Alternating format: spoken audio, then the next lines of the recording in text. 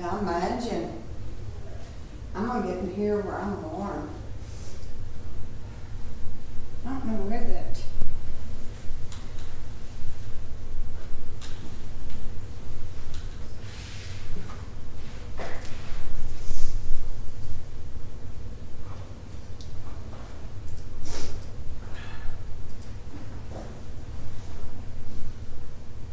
I don't know. Very much comfortable there. I'll be honest with you. I had a really, really good day. The guy that I'm with is practiced enough, and it's like he works out, and he's much bigger than I am. He's probably, I think he's like 250-pound guy.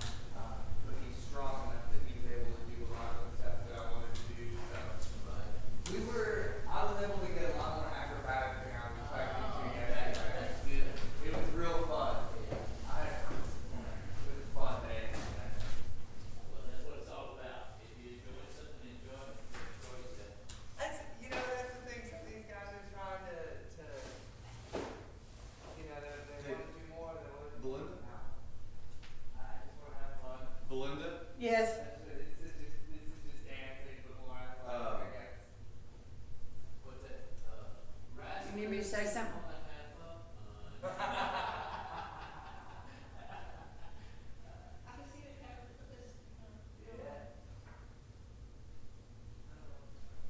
whole 9 yards. What's going on, babe? I see bubbles. I'm so glad because I got to jump with the kids. But they probably already heard it. Okay, okay. I was gonna get you to say something, but I figured that's what you were doing.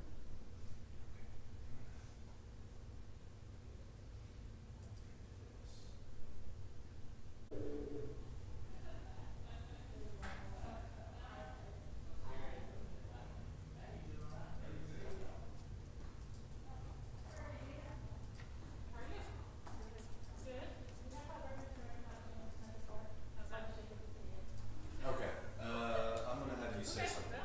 What you want me to say? Just anything. Hello, handsome. How you doing? Okay. He didn't see me.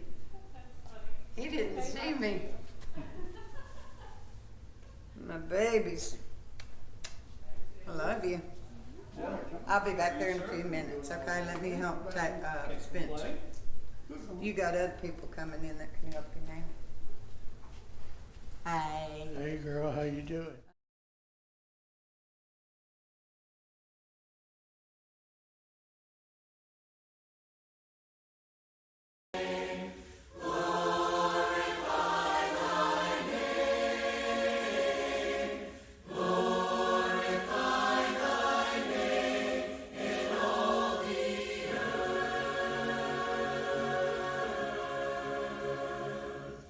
Jesus, we love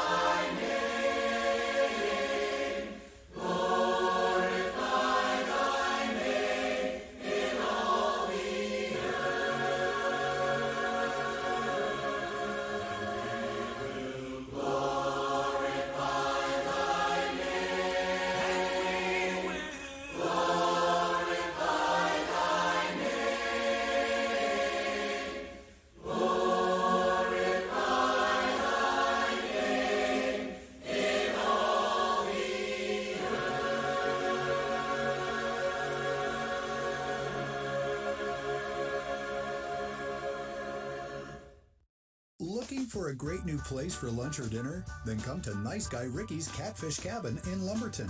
Start with some of our great appetizers, including our famous onion rings and bread bowl. Then feast on our selection of steaks, pork chops, and the best seafood around. And don't forget our salad bar. Plus, you can wash it all down with your favorite drink from our bar. Nice Guy Ricky's Catfish Cabin on Highway 69, just north of 421 in Lumberton.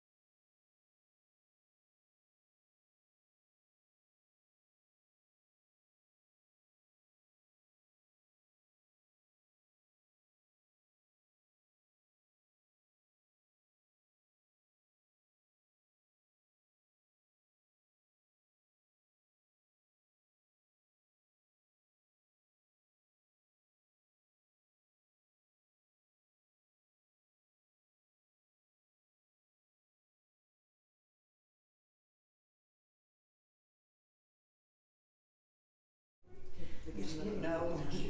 You know.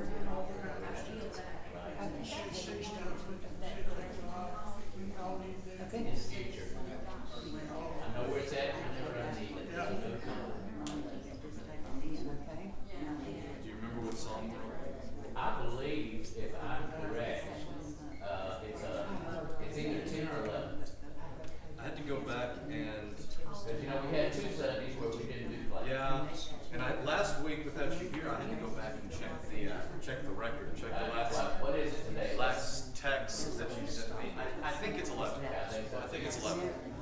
check that. Yeah. Okay.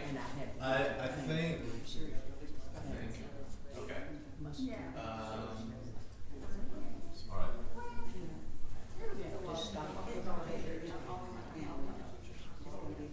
I heard of it. A great little thing that I'm gonna use. On Sunday, if I'm in the work system. And it was talking about, opening up my roof and let the sick guy down, for Jesus to heal. And after he did, he said, take up your bed. And the question is, why did he let you take up your bed? Remember when he does. Why do we take the Lord's Supper? So we can remember. I just thought that was pretty nice.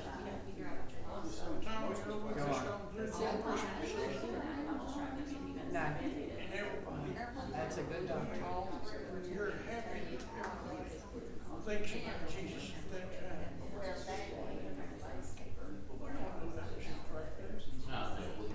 Most likely it wasn't. It probably won't, because the shepherd was in the field with the sheep. Spraying or something.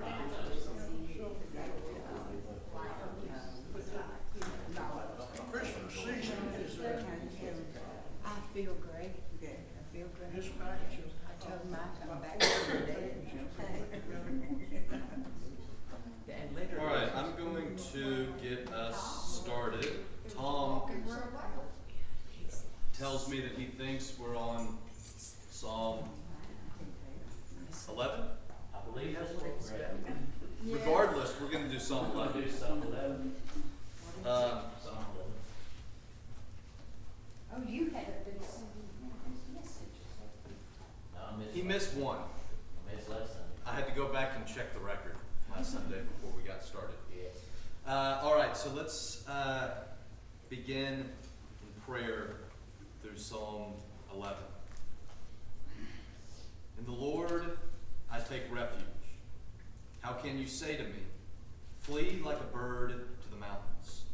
For look, the wicked bend the bow. They have fitted their arrow to the string to shoot in the dark at the upright in heart. If the foundations are destroyed, what can the righteous do? The Lord is in his holy temple. The Lord's throne is in heaven. His eyes behold, his gaze examines humankind. The Lord tests the righteous and the wicked. His soul hates the lover of violence. On the wicked he will rain coals of fire and sulfur. A scorching wind shall be the portion of their cup. For the Lord is righteous. He loves righteous deeds. The upright shall behold his face. Lord, we pray for your Spirit to be upon us, and to be with us as we study your word this morning. It's in your Son's name that we pray. Amen. I don't know about you, but the question the psalmist asks in verse 3 seems to me to be a real powerful question. If the foundations are destroyed, what can the righteous do? And the response that the Lord is in his holy temple. Anyways, we are going to continue talking about who is Jesus, looking at Jesus' identity as the Son of Man. We've talked about how this idea of Jesus being the Son of Man is rooted in the Old Testament, and that at the surface level, the most basic meaning of Son of Man is simply a human being. That's the way that it's used throughout the Old Testament. Specifically, we talked about how in Ezekiel is addressed by God as the Son of Man, as a human being. And then God goes on to, in essence, say, I'm going to do this through Ezekiel, this human being, or I want Ezekiel, this human being, to say this on my behalf, or whatever. But it's simply talking about Ezekiel as a human being, and then God progresses from there. And so what we began to do last week, and we're going to conclude with this morning, is look at three categories of sayings of Jesus where he uses this term. That is, Jesus uses this term, Son of Man, in three kind of categories of ways. And that'll move us next week to kind of do a little overview about how Son of Man functions in each gospel. So Matthew, Mark, Luke, and John are doing very different things, right? They're telling the same story, but they're trying to do different things. They're different people writing during different times to address different problems to different audiences with different material at their disposal and all kinds of different things. So while Jesus overall used the term Son of Man in three distinct ways, within each individual gospel, it kind of takes on an additional meaning. Matthew wants you to see Jesus as the Son of Man in a specific way. Luke is kind of the one exception. I don't know what I'm going to do with Luke. I don't know if we're going to talk about Luke. Luke doesn't really use Son of Man in any way that's distinctive from Matthew. Son of Man is not as important to what Luke is trying to do as other things in Luke. Why do you think he addressed it in a different way? I think it's mostly to fit their what they're trying to do. So I think the prime example is we're going to talk about, that's actually kind of a good segue. I want to begin talking about how Jesus uses the Son of Man in the context of suffering. So that's the emphasis, for example, that Mark's going to make. Mark is going to focus on the Son of Man being a suffering Son of Man, because Mark's gospel is about understanding Jesus as the suffering Messiah. Mark would say that you can't understand who Jesus is, you can't understand what kind of Messiah Jesus is going to be apart from the cross. That the cross, that Jesus is a suffering Messiah, defines who Jesus is. We'll talk about that more next week, how Mark kind of lays out his gospel in that way. I think it's pretty cool. I'll do my best not to bore you guys.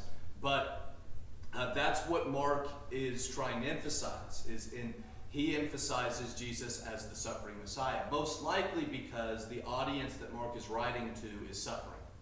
So the people that he's writing to that are following Jesus are suffering because they're following Jesus, and Mark is in essence saying, your suffering because of following Jesus is no different than what Jesus actually went through. Jesus suffered. And so you should expect, as followers of a suffering Messiah, of a Messiah that was defined by suffering, you should expect to suffer. That's nothing that's out of the ordinary. And so Mark's gospel is focused on discipleship. What does it look like to be a disciple or a follower of Jesus? Well, it's rooted in Jesus' identity as a suffering Messiah. Mark's gospel is harsher on the disciples than any of the other gospels, because that's his emphasis, is the disciples get discipling wrong. And Mark uses them as an example of this is not what it looks like to be a disciple, in order to guide the community that he's writing to into discipleship in the suffering way of Jesus. So Mark, in particular, is going to focus on Jesus as the suffering Son of Man. So, if you have a Bible, open up with me to Mark 8, and I'll give you an example. Mark 8. Mark 8. I'll give you an example of what this looks like. So, last week we talked about how Jesus uses this term Son of Man to talk about his ministry. And this is the time that it's most used in a way talking about Jesus as a human being. Right? Jesus, throughout his ministry, talks about himself as the Son of Man to describe his ministry. In essence, to say, the Son of Man, or this human being standing before you, that is Jesus, here's what my ministry looks like. Or here is the power that my ministry, that this human being before you has. And so we talked about power to heal, or power to forgive sins, and power to make decisions about what is work and what is not work on the Sabbath. We talked about how Jesus talks about the Son of Man has no way where to lay his head. All of that to say, this human being standing before you, here's what power I have. Here's what authority I have. Here's what my ministry is going to look like. But Jesus also uses it in a context of suffering. And you especially see that in Mark, like I said, because Mark's gospel is focuses on this idea of suffering. So, verse 27 of Mark 8. Jesus went on with his disciples to the villages of Caesarea Philippi. And on the way, he asked his disciples, "Who do people say that I am?" And they answered him, "John the Baptist, and others, Elijah, and still others, one of the prophets." He asked them, "But who do you say that I am?" Peter answered him, "You are the Messiah." And he sternly ordered them not to tell anyone about him. Then he began to teach them that the Son of Man must undergo sufferings and be rejected by the elders, the chief priests, and the scribes, and be killed, and after 3 days rise again. He said all this quite openly, and Peter took him aside and began to rebuke him. But turning and looking at his disciples, he rebuked Peter and said, "Get behind me, Satan, for you are setting your mind not on divine things, but on human things."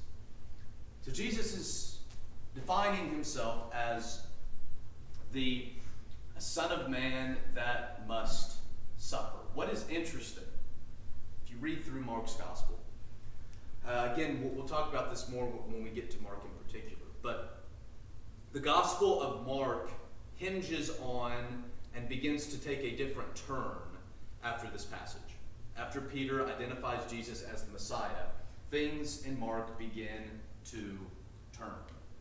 Jesus, more and more and more at this point, is going to begin to talk about his sufferings. In essence, to say, if you understand me as the Messiah, then you must understand that the Son of Man, talking about himself, is this human being that I must suffer, that I will die, but that I will be raised again.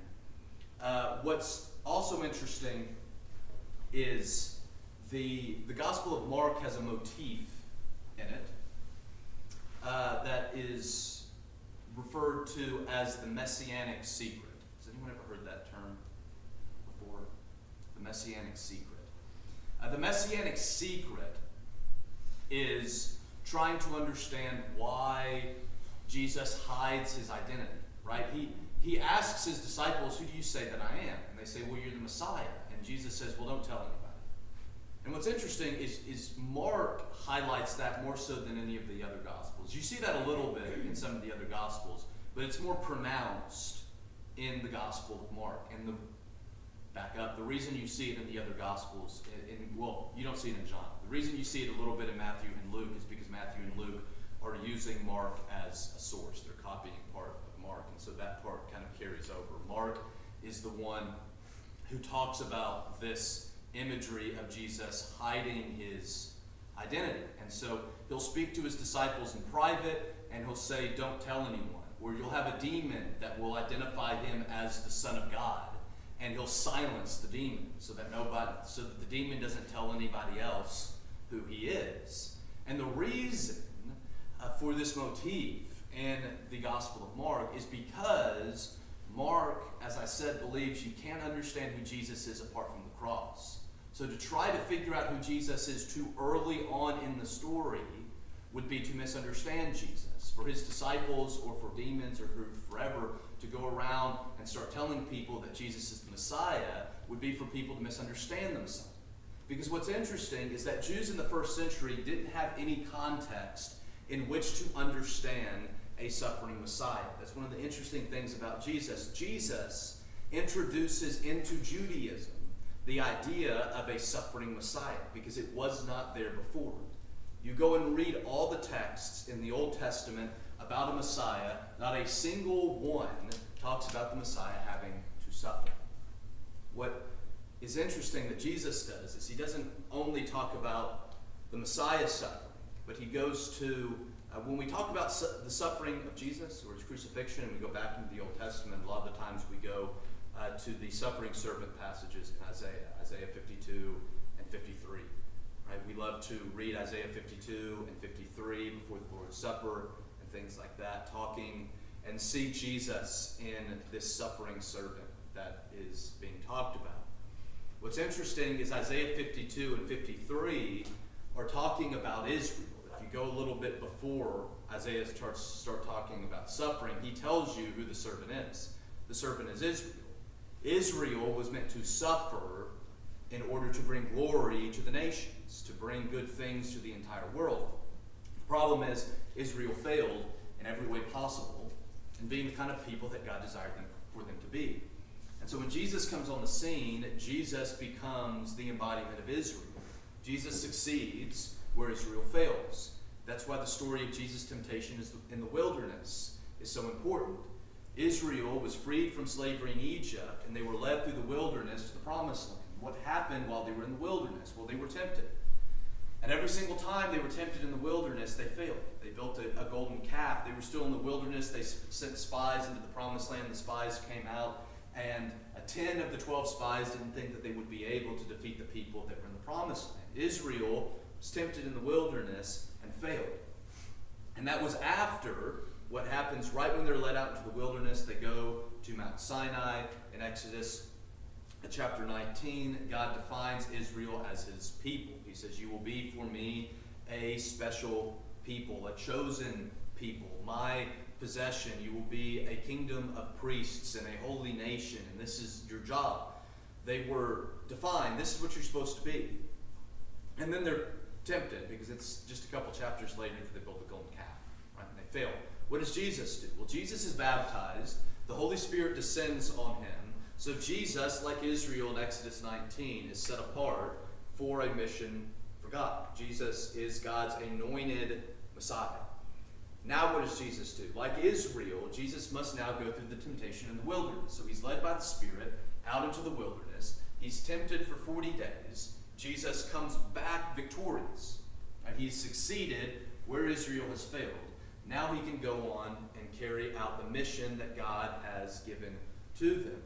What's interesting is Jesus, in understanding all that, now sees himself as the fulfillment of Isaiah 52 and 53, where Israel is meant to suffer for the benefit of the world. Now Jesus has proven himself the embodiment of Israel. He's going to fulfill the mission that God had for Israel because Israel has failed. And what that means is that like Israel was meant to suffer for the benefit of the world, Jesus must now suffer for the benefit of the world. But Isaiah 52 and 53 at their heart are not talking about the Messiah, is my point. They're talking about Israel. Jesus takes that passage and says, no, it's applying to the Messiah. He's the first one to ever do that. Like, that's a very Christian thing, to understand a suffering Messiah. So that's difficult for people to understand, because the Messiah that people in the first century are wanting is one that's going to overthrow Rome, one that's going to establish a physical kingdom, one that's going to come with violence, one that's going to do all those kinds of things. So Jesus knows, and Mark, in telling the story, knows that if people identify, if the immediate followers around Jesus identify him too early, they're going to try to make him an earthly king, because they're going to misunderstand what it means for Jesus to be the Messiah. And so Jesus hides his identity, because he knows you cannot understand who I am as the Messiah until I suffer, until I die. For Mark to carry this over into the writing of his gospel, he also understands that about the community that he's writing to. Mark would say that the church can't understand who Jesus is as their Messiah without the cross. That we can't understand Jesus too early. We can't understand Jesus before the cross. We understand and interpret Jesus in light of the cross. So Jesus hides his identity. But once you get to this kind of pivotal moment where Jesus has been hiding and hiding and hiding and hiding, and now he asks, well, who do people say that I am? And his disciples say, well, you are the Messiah. And Jesus says, well, you have to understand, as the Messiah, as the Son of Man, I must suffer and I must die. And from this point forward in the Gospel of Mark, Jesus becomes very much more open about his identity as the chosen one of God, and very much more open about the fact that he must suffer and die which leads to his death, which the Gospel of Mark, as I said, is going to define for us who Jesus is. He's a Messiah that dies for the sake of the world. So in the Gospel of Mark, as his disciples, we follow in the way of Jesus. We suffer on behalf of others. We suffer on behalf of our faith to Jesus. What it looks like to be a disciple of Jesus is to walk in the way of Jesus, as Jesus will say in Mark, as Mark will say, using the words of Jesus, that we must pick up our cross and follow after Jesus. To pick up our cross and follow in the suffering way of Jesus. Do you think possibly that the way that Matthew, Mark, and Luke wrote about Jesus was because the way they tell the story is based on maybe their profession, telling it in a different way? Definitely to a degree. So Mark is What was his profession? well, so if we assume that the Mark that's being talked about is the John Mark that we see in the book of Acts, traveling companion, sometimes Paul ends up with a connection to Peter. If that's the Mark that we're talking about, then that Mark, it's kind of hard to know exactly what he did. What we do know from his writing, so this is where I think about their professions and things coming into it. Mark was not highly educated. You actually see that in the way that Mark writes. Luke is the most educated of the gospel writers. Paul is his own thing that I won't get into. But of the gospel writers, Luke is probably the most educated. And so you see Luke's education come across in the way that he writes. Luke writes very, very well. And what's interesting is that, like I said, so Luke begins by saying, I've gathered together all of these sources and material and stuff so I can write for you, O Theophilus, an orderly account of the things that have been seen and done among us. And one of those documents that that Luke gets together is the Gospel of Mark. And when Luke's using Mark, sometimes Luke clears up some Markan language. I feel like Luke's thinking, Mark, who taught you how to write? Let me clean this up a little bit. It reminds me. My mom's gonna kill me for saying this, but she won.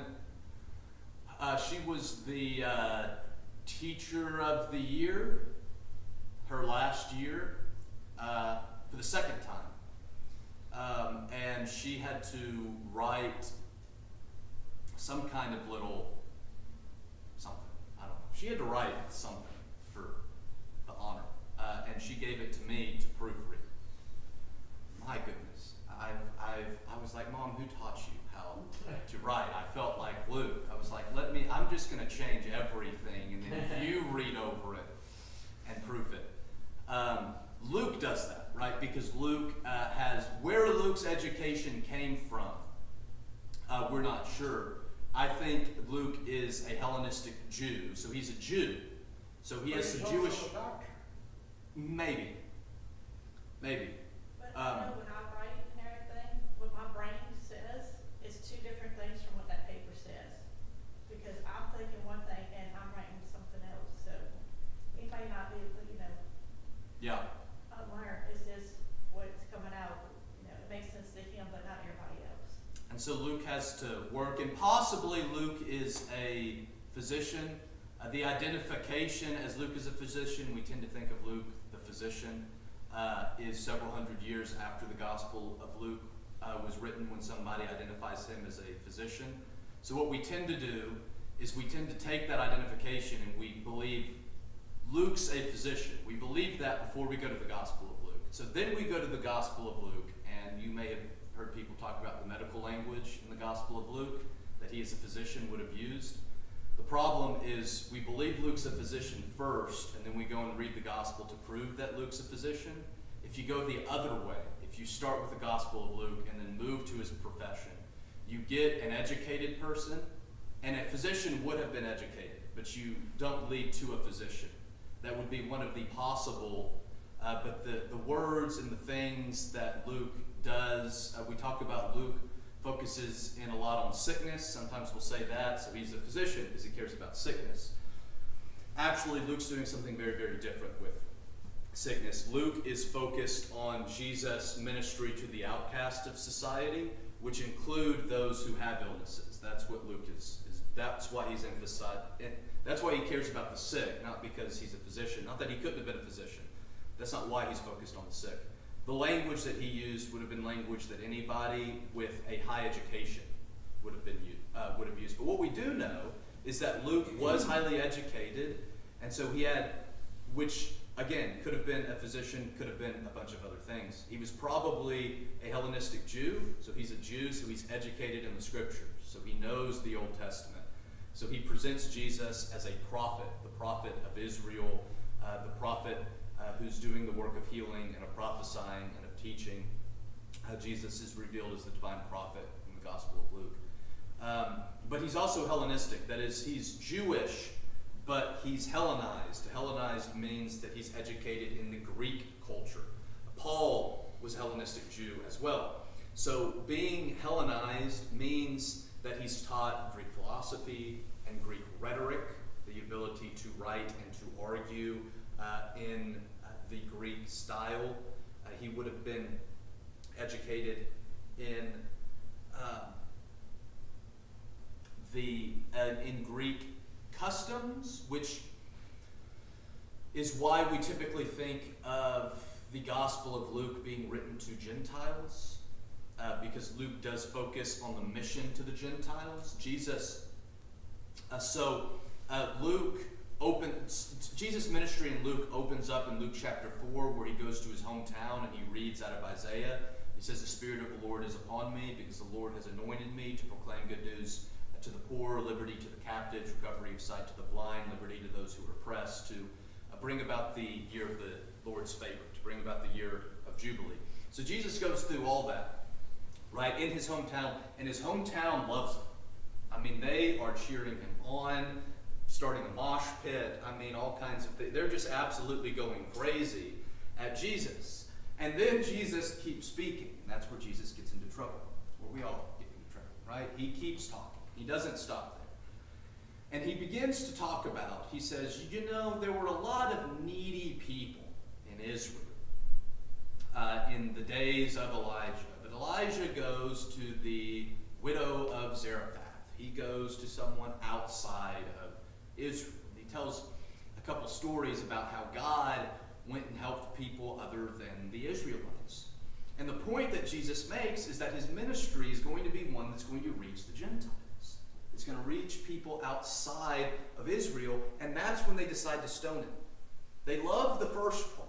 So sometimes we miss that in Luke chapter 4. We think, well, Jesus claimed to be the Messiah and his hometown hated him. No, they loved that. They hated that the Messiah was for people that are not like them. They try to stone him. Jesus passes through their midst. You move to Acts. You have the story of Cornelius in Acts chapter 10. And then you have the mission of Paul to the Gentile world. And so Luke is very focused on the Gentiles. Normally we connect that back to Luke at least having some Greek education. Some people actually think Luke was a Gentile and wasn't a Jew. I don't think that makes much sense, but there are some highly educated people that think that. I don't tend to agree. But whoever's Luke's audience. I think the point that we overlook a lot of times is the fact that all of these writers were inspired by God. And he helped them not necessarily to pen the word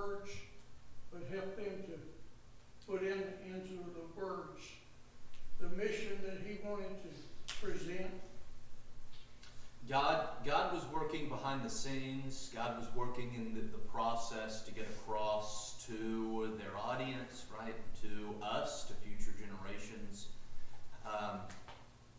what God wanted to. So you have Mark, you have Matthew, you have Luke doing their own special things, right? You have God sitting behind all of that. The last thing that I want to say today is about Jesus' final use of Son of Man in an apocalyptic context. So let's now go to Matthew 24. Apocalyptic. Have I described what apocalyptic literature is before? I don't know. Maybe. I'll do it again. An apocalypse was a form of literature that rose up between the time of the Old Testament and the New Testament. And the apocalypse, the genre of literature, gave rise to a worldview called the apocalyptic worldview. That was the worldview of Jesus and of his disciples, of Paul, of all of the authors of the New Testament. You can't fully, I don't think, understand the New Testament without understanding an apocalyptic worldview. So what happens in an apocalypse is normally writing about things in the spiritual realm. So you think of angels and demons and God and Satan and all those kinds of things. And normally the idea is there's this spiritual battle going on, right? The forces of God are battling the forces of evil, right? Maybe you recall Paul talking about our battle isn't against flesh and blood, but against the principalities and powers and authorities in the heavenly realm. In Ephesians, that's where Paul's drawing on this apocalyptic worldview. So there's this battle that's going on. Because there's a battle that's going on, an apocalypse typically, not always, but it's always kind of focused on the spiritual realm. It's normally revealing things. So the term apocalypse comes from the title to our book of Revelation, apocalypto, to reveal. Revelation is a revealing. So an apocalypse is something that reveals. And so if you're talking about the heavenly spiritual realm, it's revealing to people what's going on in this realm that we cannot see. But normally that leads to, you're talking about what's going on in the spiritual realm, you're talking about this battle that's going on, it normally leads to kind of a final battle, so it's looking to the future, it's revealing things that are to come, normally in the context of eventually God's going to win the battle. He's going to establish his kingdom. Again, think of the book of Revelation. That's kind of the point. It's revealing some spiritual things to us, but where does it end? Revelation 21 ends in heaven. God wins the victory. The New Jerusalem comes down. New heavens and new earth are established. So that's the typical way that an apocalypse will work. So an apocalyptic worldview is built a lot on this idea, revealing and talking about things in the spiritual realm, talking about the way the spiritual realm affects us, talking about this battle that's going on, talking about how God's eventually going to win the battle. And so within that context, Jesus uses this term Son of Man. So in Luke 24, I want to read verse 29 through 31. And in this apocalyptic worldview is where we get the most explicit reference back to the book of Daniel. If you remember, we read Daniel chapter 7. We see the Son of Man in Daniel coming on the clouds to execute judgment against the kingdoms of the world and to establish God's everlasting kingdom and to rule and to reign over that kingdom. So remember those notes from Daniel 7 and see the references here in Matthew 24. Beginning in verse 29, immediately after the suffering of those days, the sun will be darkened, and the moon will not give its light. The stars will fall from heaven, the powers of heaven will be shaken. Then the sign of the Son of Man will appear in heaven, and then all the tribes of the earth will mourn, and they will see the Son of Man coming on the clouds of heaven. There's a quote from Daniel 7, with power and great glory. And he will send out his angels with a loud trumpet call, and they will gather his elect from the four winds, from one end of heaven to the other. The context here is probably the destruction of the temple in Jerusalem. And in that context, Jesus calls himself the Son of Man. And we see the connection back to Daniel, right? The Son of Man is going to come, like in Daniel, to bring judgment. He says the Son of Man is going to come to bring judgment, in this case, against Israel, the destruction of the temple. This is going to be a work by God. So that's where the apocalyptic comes in, right? Jesus is revealing to them not only something about the future, but God's working in the future, right? There's something in the spiritual realm that's going to cause things to happen in the future. The Son of Man is going to come. The Son of Man is going to bring judgment. The Son of Man is going to destroy the temple. The last thing, real quick, I've got a couple minutes that I want to draw your attention to. Now flip over to Matthew 26. And this is amazing too. We're going to go all the way down to verse 64. Long chapter.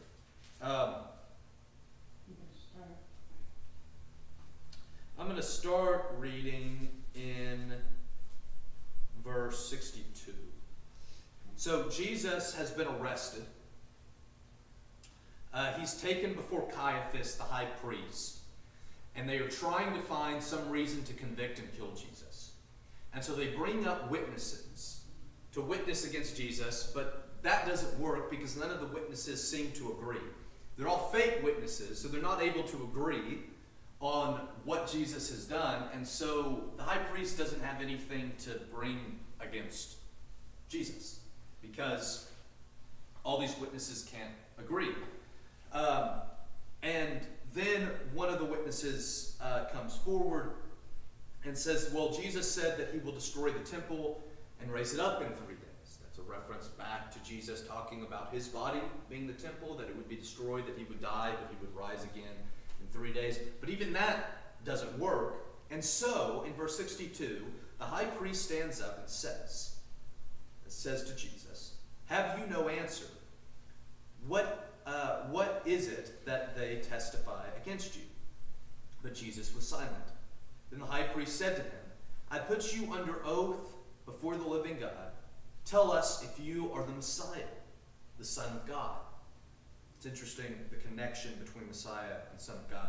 We'll talk about that later. But Jesus said to him, you have said so, that I tell you. From now on, you will see the Son of Man seated at the right hand of power and coming on the clouds of heaven.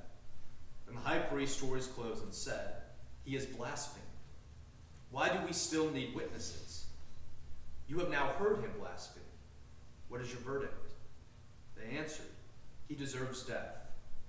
Then they spat in his face and struck him, and some slapped him, saying, prophesy to us, you Messiah. Who is it that struck you? So there's a lot of interesting things in this. I want to begin next week by kind of opening up some discussion about this. But in the last couple minutes that I have, a couple things that I want to point out. The high priest kind of gets upset. He's kind of fed up with all of this because they can't find any way to convict Jesus. And so he just says, tell us, are you the Messiah, the Son of God? I want you to notice, Jesus doesn't actually answer the question. For him, our translations say, you have said so. That's not Jesus saying yes. He's saying, you claim that I am. Jesus doesn't say, that's a discussion for a whole nother day. But Jesus never actually says he is the Messiah or the Son of God. Other people say it. Jesus may not disagree with them. Like when Peter says, you are the Messiah. Jesus says, Peter, you are blessed. But those actual words never come out of, and so Jesus doesn't say yes, he says, well, you've said so.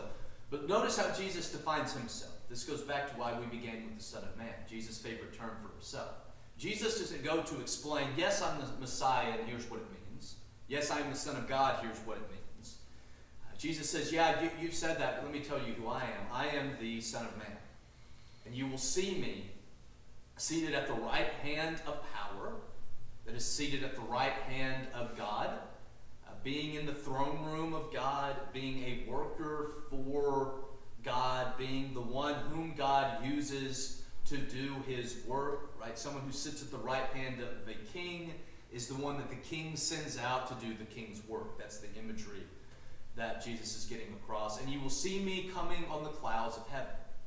Right? For him to say that would take his audience back to Daniel chapter 7. That's where the only other place we see the Son of Man coming on the clouds. And what's the context? For Jesus to say he's the Son of Man coming on the clouds is to say, I'm the Son of Man as we see in Daniel. I'm the one who's like half human, half divine. I'm the one who comes to bring judgment against the kingdoms. I'm the one who's going to establish the everlasting kingdom of God. I'm the one who's going to be king and the ruler of this kingdom. I'm the one that is meant to be worshipped. And then everybody freaks out. And they decide to kill Jesus. What's interesting is, I'm not sure if you've ever picked up on this, and I knew this, but I didn't pick up on it until I was studying the other day for class. Like I knew it, but I didn't realize what it meant. Particularly in Matthew's Gospel, which you read through all the synoptic Gospels, Matthew, Mark, and Luke, and it's the same thing. Jesus is crucified not for saying I'm God, not for saying I'm the Son of God, not for saying I'm the Messiah, not for saying I'm a prophet, not for saying any of those other things. They killed Jesus because Jesus claims to be the Son of Man. That he claims to be specifically the Son of Man from Daniel, that has that apocalyptic overtone, right? You have the coming from on the clouds. You have God sending the one at his right hand, right? We talked about only deity comes on the clouds. So Jesus is saying, I'm the one who sits at God's right hand, and he has sent me to execute judgment, to establish his kingdom. Therefore, I am king. I am in control. I am the one to be worshipped. And that imagery of Daniel 7 is what gets Jesus killed. This idea of Jesus as the Son of Man. I am a minute over, so I'm going to stop there.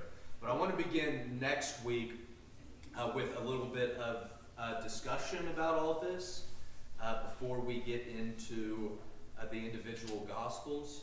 Maybe even all we do is discuss. I would be fine with that. Bring questions, comments, concerns, observations, thoughts, critiques. I'm running out of adjectives. Whatever you want to bring to class next week, please do. I'm now 2 minutes over. It's all in there. People would have picked up on that because they would have known. Oh, they would have known exactly what he was talking about. Yeah. Yeah, there wouldn't have been any question what came along with Jesus being the Son of Man, kind of what we've been talking, this authority, this power, this divine commission. But yeah, like I said, what's interesting to me though is we tend to think it's like, yes, Jesus was God, but being the Son of Man in Daniel means he's a worker for God, but it doesn't get all the way to God. And a lot of the times we think, well, Jesus claimed to be God, so they killed him. Actually, he didn't even claim that. He claimed something lesser than that. He said, I'm just the Son of Man. He didn't go all the way there, and they still killed him. Like he in essence said, I'm a prophet. And they're like, well, we don't like that either. So it goes to show that there was more going on that they were upset about Jesus claiming to be God. They didn't like the way that he critiqued them. He didn't like the way that he threatened their power and authority. That was their issue.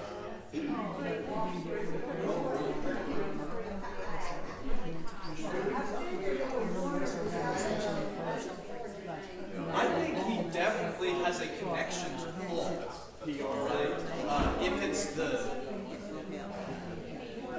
I think, and Luke, and Paul is a student of Luke, so there's at least that connection.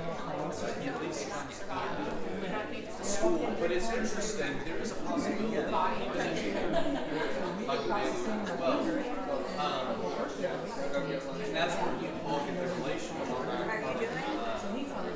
Yeah, that's a possibility, and it's interesting to think about because he does have some kind of education. And you can tell him that he's right. Oh, yeah, she's going back and said, he'll be going back. So give these two. How are you?